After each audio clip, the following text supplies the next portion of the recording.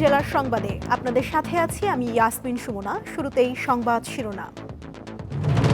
পটুয়াখালীতে জুলাই শহীদের মেয়েকে ধর্ষণ মামলায় ৩ কিশোরের দণ্ড থাকবে সংশোধন কেন্দ্রে।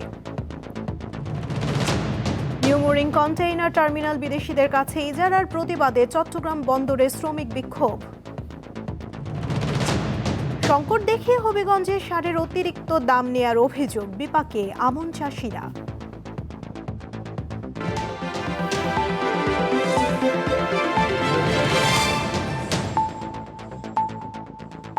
এবারে বিস্তারিত। পটুয়াখালীর দুমকি উপজেলায় আলোচিত জুলাই শহীদ কন্যাকে ধর্ষণ মামলায় ৩ আসামির মধ্যে সাকিব মুন্সি ও সিফাত মুন্সিকে ১৩ বছর এবং ইমরানকে ১০ বছর করে দণ্ড দিয়েছে আদালত। বুধবার সকালে পটুয়াখালী নারী ও শিশু নির্যাতন দমন ট্রাইব্যুনালের বিচারক রায় ঘোষণা করেন। রায়ে উল্লেখ করা হয়, দণ্ডপ্রাপ্তরা অপ্রাপ্তবয়স্ক হওয়ায় শিশু আদালত আইনের আওতায় তাদের সর্বোচ্চ শাস্তি প্রদান করা হয়েছে। তারা কারাগারের পরিবর্তে শিশু সংশোধন কেন্দ্রে থাকবে। ২০২৫ সালের মার্চ মাসে সন্ধ্যায় দুমকি উপজেলার পাঙ্গাশিয়া ইউনিয়নের নলদোয়ানি গ্রামে শহীদ জসিম উদ্দিনের মেয়ে নানাবাড়ি যাওয়ার পথে দলবদ্ধ ধর্ষণের শিকার হন। ঘটনার পর তিনি নিজেই বাদী হয়ে দুমকি থানায় মামলা করেন। তদন্ত শেষে পুলিশ ৩ আসামির বিরুদ্ধে অভিযোগপত্র দাখিল করে। অনেক উপদেষ্টাদের কর্মকাণ্ডের জন্য তাদেরও জেলে যাওয়া লাগতে পারে বলে মন্তব্য করেছেন এবি পার্টির general secretary barrister Asaduzzaman Fuad. বুধবার রংপুর পাবলিক লাইব্রেরির হলরুমে সাংবাদিকদের সাথে মত বিনিময় সভায় তিনি এই মন্তব্য করেন। বলেন, ব্যর্থদের তালিকার শীর্ষে থাকা স্বরাষ্ট্র উপদেষ্টার দায়িত্বে থাকাকালে জাতীয় নির্বাচনে নিরাপত্তা নিয়ে শঙ্কা রয়েছে। অপরাধের সাথে জড়িত সেনা কর্মকর্তাদের পরিবহন ও সাব জেলে বিশেষ সুবিধা দেওয়ার নিন্দা জানিয়ে ব্যারিস্টার ফুয়াদ বলেন, সকল অপরাধীদের ক্ষেত্রে সম অধিকার নিশ্চিত করতে হবে। ফার্স্ট ক্লাস 5 স্টার এসি গাড়িতে করে ক্যান্টনমেন্ট থেকে বাসা থেকে ওয়েল ড্রেস আপ করা হ্যান্ডসাম হয়ে আসা ট্রাইব্যুনালে এটা হলিউডের মুভির ক্যাটওয়াক না, ইটস এ সিরিয়াস বিজনেস। অতএব অন্তর্বর্তী সরকারকে বলছি, স্বরাষ্ট্র উপদেষ্টা ইতিমধ্যে বাটপারি শুরু করেছে। তার ভিতরকার এসি রুমকে সে সাবজেল ঘোষণা করেছে। তবে এরপর থেকে সবাই যখন জেলে যাবে তার বাসাগুলোকে সাবজেল ঘোষণা করে দেবেন। আগের আমলের কথা মাথায় রাখেন, অনেক উপদেষ্টাকেও জেলে যাওয়া লাগতে পারে তাদের কর্মকাণ্ডের কারণে। মেঘনায় 2 লাইটার জাহাজের সংঘর্ষের ঘটনার 2 দিনেও ডুবে যাওয়া এমভি মডার্ন মেরিন 19 লাইটার জাহাজ উদ্ধার হয়নি। তবে ক্যাপ্টেন আব্দুস সালাম সহ 13 জন ক্রুকে উদ্ধার করেছে কোস্টগার্ড। মঙ্গলবার রাতে বিষয়টি নিশ্চিত করেন কোস্টগার্ডের মিডিয়া কর্মকর্তা লেফটেন্যান্ট কমান্ডার সিয়ামুল হক। তিনি জানান, লাইটার জাহাজের সংঘর্ষের খবর পেয়ে দুপুর থেকে একটি উদ্ধারকারী দল ঘটনাস্থলে পৌঁছে ডুবে যাওয়া এমভি মডার্ন মেরিন 19 লাইটার জাহাজ থেকে 13 ক্রুকে উদ্ধার করে জাহাজের মালিকের কাছে হস্তান্তর করা হয়। রামগতি কোস্টগার্ড জানান, সোমবার চট্টগ্রাম বন্দর থেকে কয়লা নিয়ে পায়রা বন্দরের দিকে যাওয়ার সময় মেরিন 19 লাইটার জাহাজটির সাথে অপর দিক থেকে আসা এমভি উম্মে হাবিবা লাইটার জাহাজের সংঘর্ষের ঘটনা ঘটে। এ সময় মেরিন 19 লাইটার জাহাজটির তলদেশ ফেটে গিয়ে পানি প্রবেশ করলে জাহাজটি নিয়ন্ত্রণ হারিয়ে রামগতি ভোলার তজুমুদ্দিনের সীমানায় সেলিমের টেকের চরে আটকে যায়। লক্ষ্মীপুরের তালিকাভুক্ত সন্ত্রাসী 12 মামলার আসামি নজরুল ইসলাম জসিমকে গ্রেফতার করেছে পুলিশ। সদর হাসপাতাল এলাকা থেকে তাকে গ্রেফতার করা হয়। বুধবার দুপুরে তাকে আদালতে হাজির করা হলে তাকে কারাগারে পাঠানোর আদেশ দেওয়া হয়েছে। নজরুল সদর উপজেলার হামসাদি এলাকার বাসিন্দা। তার বিরুদ্ধে হত্যা, ডাকাতি, অস্ত্র ও চাঁদাবাজি সহ নানা অপরাধের মামলা রয়েছে। পাশাপাশি 3টি মামলায় 15 বছরের সাজাপ্রাপ্ত তিনি। স্থানীয়দের অভিযোগ, জসিম এলাকার মাদক ও অস্ত্র বেচাকেনা সহ নানা অপরাধে জড়িত ছিল।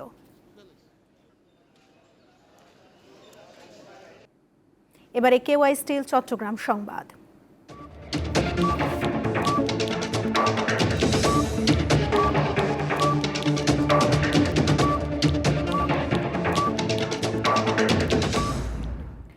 চট্টগ্রাম বন্দর কর্তৃপক্ষের নিয়ন্ত্রণাধীন নিউ মুরিং কন্টেইনার টার্মিনাল বিদেশি কোম্পানির কাছে ইজারা দেওয়ার সিদ্ধান্তের প্রতিবাদে বিক্ষোভ ও সমাবেশ করেছে বন্দর শ্রমিক কর্মচারীরা। সকালে নগরীর আগ্রাবাদ মোড়ে অনুষ্ঠিত বিক্ষোভ সমাবেশে সরকারের সিদ্ধান্ত থেকে সরে আসার আহ্বান জানান শ্রমিক নেতারা। তাদের অভিযোগ, সরকার ও বন্দর কর্তৃপক্ষের কিছু প্রভাবশালী মহল বিদেশি স্বার্থে কাজ করছে। বন্দর বিদেশিদের হাতে দিলে শুধু অর্থনৈতিক ক্ষতি হবে তা নয়, জাতীয় নিরাপত্তার ঝুঁকিও ডেকে আনবে বলে মনে করেন তারা। সমাবেশ শেষে শ্রমিকরা একটি বিক্ষোভ মিছিল নিয়ে বন্দর ভবনের দিকে রওনা দিলে পুলিশ বাধা দেয়। তখন তারা অনশনের ঘোষণা দেন। হবিগঞ্জে পুরোদমে চলছে আমনের আবাদ, কিন্তু সরকার নির্ধারিত মূল্যে মিলছে না সার। সংকট দেখিয়ে বস্তা প্রতি 200 থেকে 800 টাকা পর্যন্ত বেশি নেওয়া হচ্ছে বলে অভিযোগ চাষিদের। এই অবস্থায় জমিতে পর্যাপ্ত সার দিতে পারছেন না অনেকেই। হবিগঞ্জের হাওরে এখন আমন ধান চাষে ব্যস্ত কৃষকরা। প্রত্যাশিত ফলন ঘরে তুলতে ইউরিয়া, টিএসপি, ডিএপি ও এমওপি সারের ব্যবহার করছেন তারা। সরকার ইউরিয়া সারের 50 কেজির বস্তা 1350 টাকা, এমওপি 1000 টাকা, টিএসপি 1350, ডিএপি 1050 টাকা নির্ধারণ করলেও খুচরা বাজারে অতিরিক্ত দামে বিক্রি করছেন ডিলাররা। বেড়েছে কীটনাশকের দামও। চাষিদের অভিযোগ, সারের সংকট দেখিয়ে প্রতি বস্তা ইউরিয়া 1500 থেকে 1600 টাকা, ডিএপি 1700 থেকে 1800 টাকা আর টিএসপি বিক্রি হচ্ছে 1500 থেকে 1550 টাকায়। এখানে যে সার বিক্রি হয় সম্পূর্ণ খুচরা মূল্যে। নতুন বাজার থেকে সার আনা হয় বা আজমির থেকে আনা হয়, আনিয়া চড়া মূল্যে সার বিক্রি হয়। সার হয় না, সার 1400 টাকা বস্তা চাই, বাচ্চা সার 1500। এই কারণে আমরা কোনো সরকারের কোনো অনুদানও হয় না, কোনো কিছু হয় না। সরকারি মূল্য কোনো আমরা পাই না। আমরা সরকারি ডিলার নেই, খুচরা নেই, আর আমরা বাজারে কোনো সরকারি ডিলার নাই, আর সরকারি মালও পাই না। যদি সারগুলো যদি দাম না কমে বাড়তি থাকলে আমাদের মতন কিছু বাঁচার মতো কোনো পথ নাই। কৃষি সম্প্রসারণ অধিদপ্তর বলছে, ডিলারদেরকে সারের দাম নির্ধারণ করে দেওয়া হয়েছে। এটি নিশ্চিতে বাজার তদারকি করা হচ্ছে। প্রত্যেকটা দোকানে যেহেতু মূল্য আছে, মূল্য নির্ধারণ করতে সার নেওয়ার পরে তার প্রাপ্তি স্বীকার মানে ক্যাশ মেমো নিবে আর কি। এই জন্য আমরা আসলে প্রত্যেকটা সারের দোকানে আমাদের যে উপশহরের কৃষি কর্মকর্তা আছে, যেহেতু এখন পিক আওয়ার চলছে, রোপণ কার্যক্রম দেখতেছে, সারটা অত্যন্ত জরুরি। কাজে আমরা প্রত্যেকটা জায়গায় আর কি উপশহরের কৃষি কর্মকর্তাদের সংযুক্ত করে দিচ্ছি, যাতে কোনো ক্রমে সারের মূল্য ডিলাররা বেশি না নিতে পারে কৃষকদের কাছ থেকে। কৃষি সম্প্রসারণ অধিদপ্তরের তথ্য মতে, চলতি মৌসুমে হবিগঞ্জে আমন ধানের আবাদ হয়েছে 90,336 হেক্টর জমিতে। দীপ্ত, বার্তা কক্ষ। মানসম্মত হেলমেট ও নিরাপদ গতি, কমবে জীবন ও সম্পদের ক্ষতি। এই প্রতিপাদ্যকে সামনে রেখে সারা দেশে পালিত হচ্ছে জাতীয় নিরাপদ সড়ক দিবস। দিবস উপলক্ষে নানা কর্মসূচি পালন করছে চট্টগ্রাম জেলা প্রশাসন ও বিআরটিএ। সকালে নগরের সার্কিট হাউসে আলোচনা সভা, চট্টগ্রাম মেট্রোপলিটন ও জেলায় সংঘটিত সড়ক দুর্ঘটনায় ক্ষতিগ্রস্তদের মাঝে চেক ও হেলমেট বিতরণ করা হয়। রাজশাহী জেলা প্রশাসকের কার্যালয়ের সামনে বেলুন উড়িয়ে দিবসটির উদ্বোধন করা হয়। পরে একটি বর্ণাঢ্য র্যালি বের করা হয়। র্যালিটি মহানগরীর বিভিন্ন সড়ক প্রদক্ষিণ শেষে জেলা প্রশাসকের কার্যালয়ের কনফারেন্স রুমে আলোচনা সভার আয়োজন করা হয়। সকালে ধামরাই বিভিন্ন প্রতিষ্ঠানের পক্ষ থেকে যৌথভাবে নানা কর্মসূচির আয়োজন করে। লক্ষ্মীপুরে জাতীয় নিরাপদ সড়ক দিবস উপলক্ষে আলোচনা সভা ও র্যালি অনুষ্ঠিত হয়েছে। বরগুনা জেলা প্রশাসকের কার্যালয়ের সামনে থেকে র্যালি বের করা হয়। এছাড়া মাগুরা, নাটোর, নওগাঁ সহ দেশের বিভিন্ন জেলায় দিবসটি পালিত হয়েছে।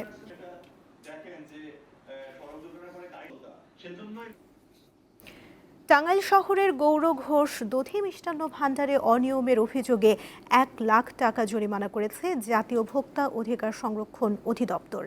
এ সময় গৌর ঘোষ দধি মিষ্টান্ন ভাণ্ডারে মেয়াদহীন খাদ্যপণ্য, বাসি দই ও মিষ্টি পাওয়া যায়। ভোক্তা অধিকার সংরক্ষণ অধিদপ্তরের কর্মকর্তারা জানান, গৌর ঘোষ দধি মিষ্টান্ন ভাণ্ডারকে সতর্ক এবং ভেজাল পণ্য জব্দ করা হয়েছে। অভিযান অব্যাহত থাকবে বলেও জানান কর্মকর্তারা।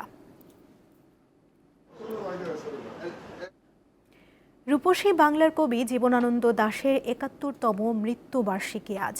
বরিশালে কবির পৈতৃক ভিটায় নির্মিত কবি জীবনানন্দ দাশ স্মৃতি মিলনায়তন ও পাঠাগারে স্থাপিত কবির মুরালে ফুল দিয়ে শ্রদ্ধা জানিয়েছেন কবি প্রেমীরা।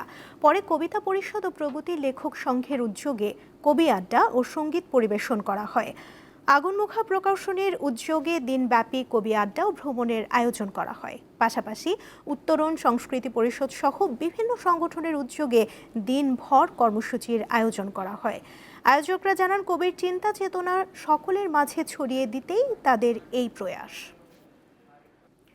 বাগেরহাটে বাড়ছে ডেঙ্গু রোগীর সংখ্যা। গত 24 ঘন্টায় ডেঙ্গু আক্রান্ত হয়েছে, হাসপাতালে ভর্তি হয়েছেন 20 জন। বাগেরহাট 250 জেলা শয্যা হাসপাতালে 10 জন, ফকিরহাটে 4 জন, মোংলায় 3 জন, মোল্লাহাটে 2 জন ও শরণখোলা উপজেলা হাসপাতালে ভর্তি রয়েছেন 1 জন। জায়গা সংকুলান না হওয়ায় বাগেরহাট জেলা হাসপাতালে সাধারণ রোগীদের সঙ্গে একই ওয়ার্ডেই রাখা হচ্ছে ডেঙ্গু রোগীদের। ডেঙ্গু আক্রান্তরা মশারি ব্যবহার না করায় সংক্রমণের আশঙ্কা বাড়ছে। জেলার সংবাদ শেষ করার আগে শিরোনামগুলো জানিয়ে দিচ্ছি আরও একবার। পটুয়াখালীতে জুলাই শহীদের মেয়েকে ধর্ষণ মামলায় 3 কিশোরের দণ্ড থাকবে সংশোধন কেন্দ্রে। নিউ মোরিং কন্টেইনার টার্মিনাল বিদেশিদের কাছে ইজারার প্রতিবাদে চট্টগ্রাম বন্দরে শ্রমিক বিক্ষোভ। সংকট দেখিয়ে হবিগঞ্জে সারের অতিরিক্ত দাম নেয়ার অভিযোগ, বিপাকে আমন চাষিরা।